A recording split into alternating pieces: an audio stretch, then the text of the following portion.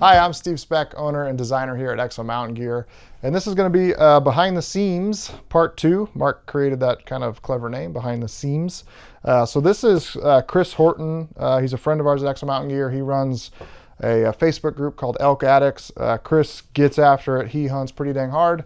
This is a prototype. So before K4 launched in 2023, we made, I think, about 100 of these in 2022. So you actually go back to 2021, we had a prototype that I called the Pica prototype, and we ran that for a while, refined, improved the pack, and continued to make small tweaks and adjustments.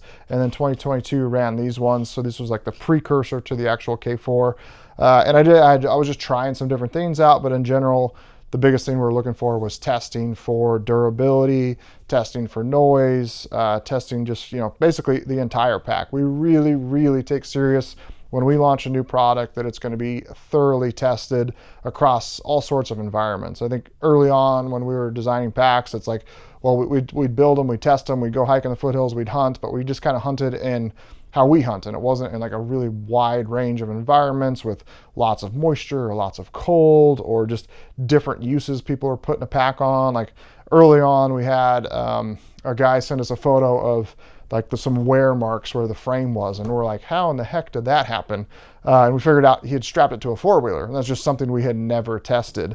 Everything we're doing is just like putting weight in the pack and going for a hike, and he had strapped it to a four-wheeler, and the frame was rubbing back and forth on the fabric. And so over the last 11 years, we've learned a lot of lessons. One of those is I just got to make a lot of prototypes to get as close to a finished product as possible and just get them sent out. So anytime we're making what I would say is like wholesale changes, the difference between K3 and K4, we really, really took it serious to make sure that everything was thoroughly tested. So when we're shipping the packs out to our customers, one, they're happy with them, the packs perform, and number two, and a big one for us is a lifetime warranty. I don't ever want to have to use it, frankly. We want to build the packs so they're robust enough to handle just about anything that people are going to throw at it, and that's why we send them out to a lot of guys. So this is Chris's pack from 2022. He actually never upgraded to a production K4, so it's kind of cool. I just learned about this a week ago, and I was like, hey, bring that in. I'm going to swap you out a pack, and I want to tear this one apart. And I'm just going to talk through some of the things we did. One of them that jumped out to me right away is just from a design perspective, we actually put a zipper in front of the lid, and it's something that we had gotten, it's like every once in a while we get an email like, why is your zipper not in front of the lid? And I was like, well, I don't think I like that, but let's make these and test them and run them. And in general, out of the 100, I want to say maybe 5 guys came back and preferred the zipper in front of the lid. I think the thought process there is when you're setting the pack down, you're accessing things that the lid is right here, and it's maybe easier to get into and items aren't falling out.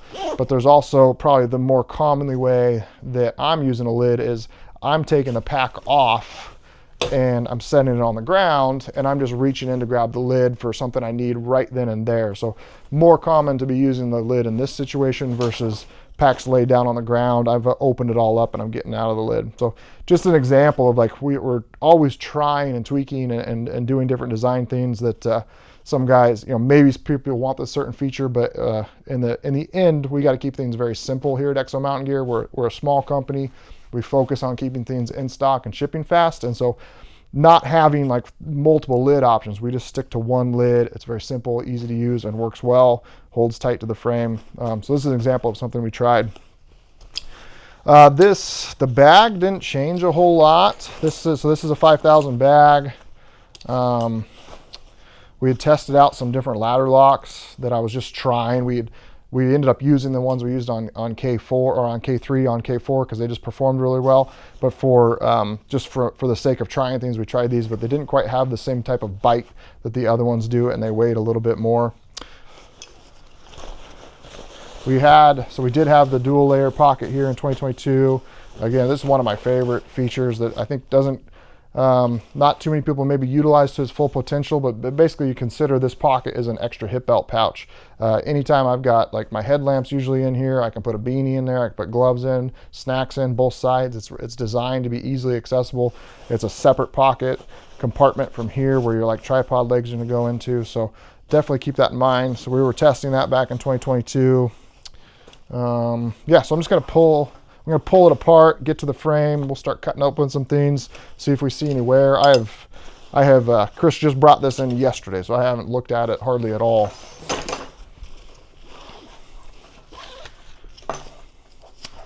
The lid's, you know, holding up great. The, you know, Cordura we use, obviously no issues there. We locally made these tri-glides here.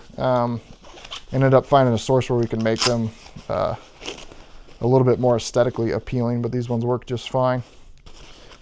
Pop the bag off, get to the frame. You can see lots of old crusted blood. So this is, you know, I'll yell at Chris, like, make sure you're cleaning your pack after each season.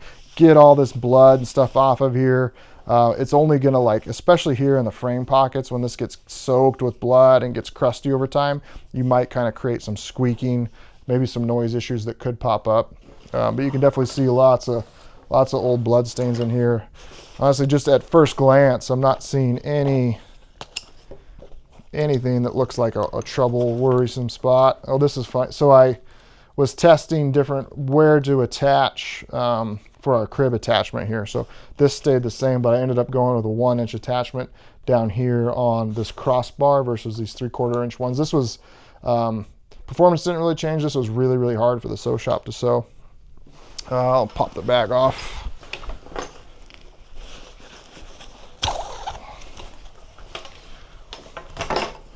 So the bag itself, yeah, obviously everything looks good. Frame pockets look good. No issues anywhere.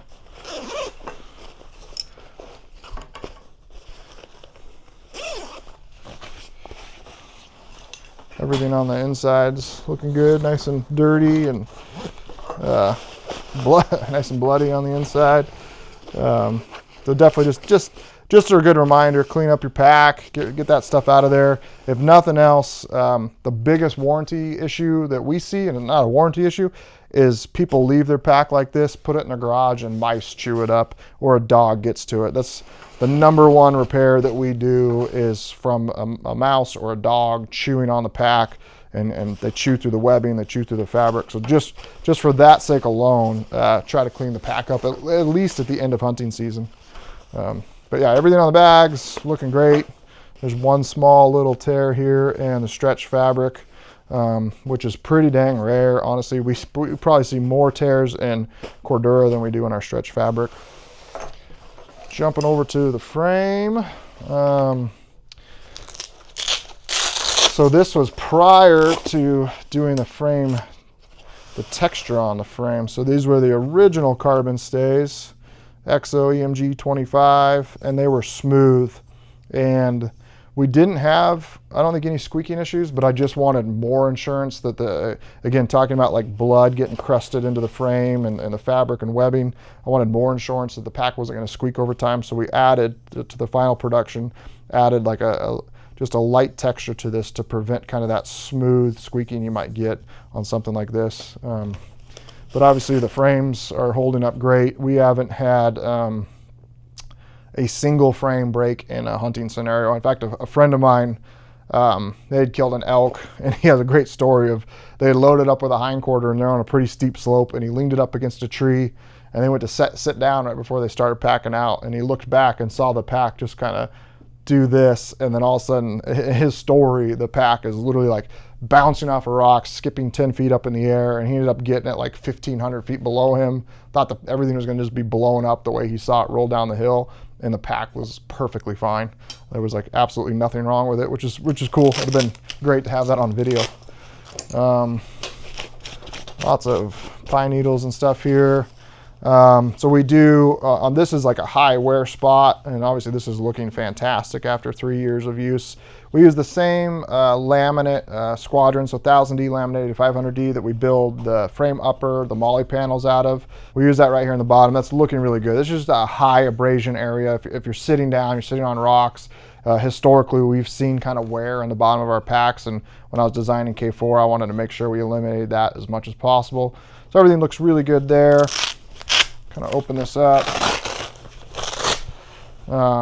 The lumbar pad, we actually kind of changed the design going into the final version just slightly, where we wrapped the fabric here over the edges more. So really shooting for a super smooth surface here on the face of it. We don't want any seams or really anything. We want this just nice and flat and smooth so that when it's on your back and you've got just a t-shirt on, there isn't anything that can kind of create a rubbing or a hot spot in there.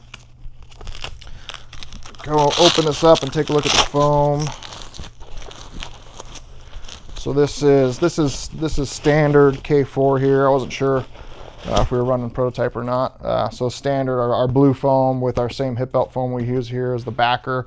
This looks really good, honestly, after 3 years of heavy use. I know Chris has, I asked him about this. He went back through photos and stuff like that. He's packed out 10 elk and 2 deer in these 3 years. He shed hunts a ton. He's out there in the field quite a bit. So this pack has seen a lot of use, definitely way more than just kind of your average guy going on a few Western hunts a year.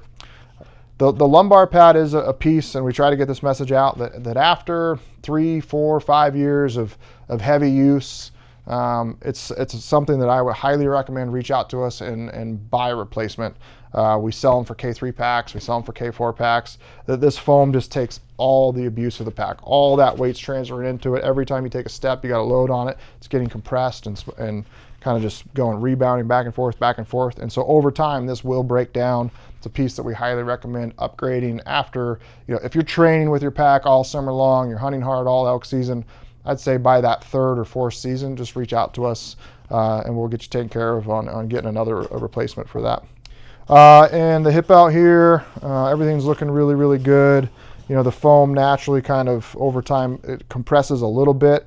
One thing to keep in mind is when we're storing the pack, when it's riding the back of the truck, the foam is the one thing that I do want to protect. So anytime I'm like the pack's in the back of my truck and I'm driving for a training hike, basically the suspension's pointing up in the air and the bag is face down. So you might be inclined to want to protect the fabric of the bag. That stuff is so tough, you really don't have to worry about it.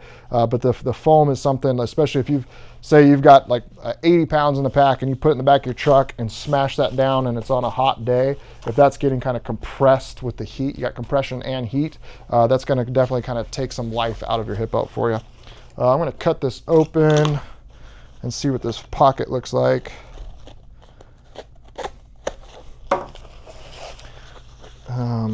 Man, that's looking really good. Basically no real wear in there. So we do this, I covered this in the other video, but this is 1000D fabric that we line the inside of that pocket with for toughness, and the 1000D is to add some more abrasion resistance, but also aid in preventing noise. So I'm obsessed with making sure the pack stays as quiet as possible. I think K4s are they're not perfect. No pack will ever be perfect, but they are probably the best on the market as far as they're not going to squeak over time. The only thing you got to do is make sure you clean it. So at least once a year after all the season, don't do what Chris did and leave the pack all bloody and stuff like that, because that will kind of create a crust and just kind of create squeaking over time. But everything looks really good there. Buckles have been holding up great. The molly looks really good. No issues there. Everything's fantastic. So take a look at the frame now. Again, no issues anywhere. I don't know if that's just something rubbed on right there. One thing that I did for final packs is I put a little webbing tab here, which really made this a lot easier. I made these holes slightly bigger and put a little webbing tab to get these in and out, because this was pretty tough to do. You need that webbing to grab onto to get that out of there.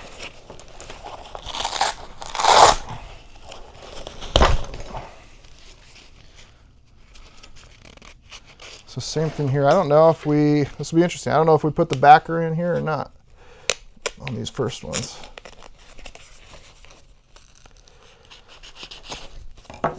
No, we didn't. So that, on the last video,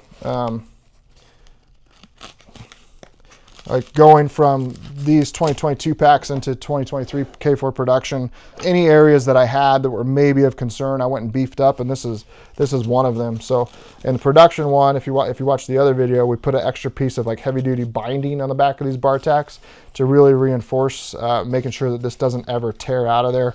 Obviously, maybe that was overkill, because 3 years later, Chris is looking absolutely fantastic. I still think it's an area that's got the potential for, probably the biggest area is if maybe you pick the pack up really fast, or if you're taking a heavy load off and you kind of catch the harness in your elbow before the pack hits the ground. There's a lot of force that hits right here and on your load lifter connection. But that's looking great after this use. What else? I'm trying to like identify what I see, like little tweaks and differences we made between this and final production. Just for fun, I'll cut open the frame pockets again too.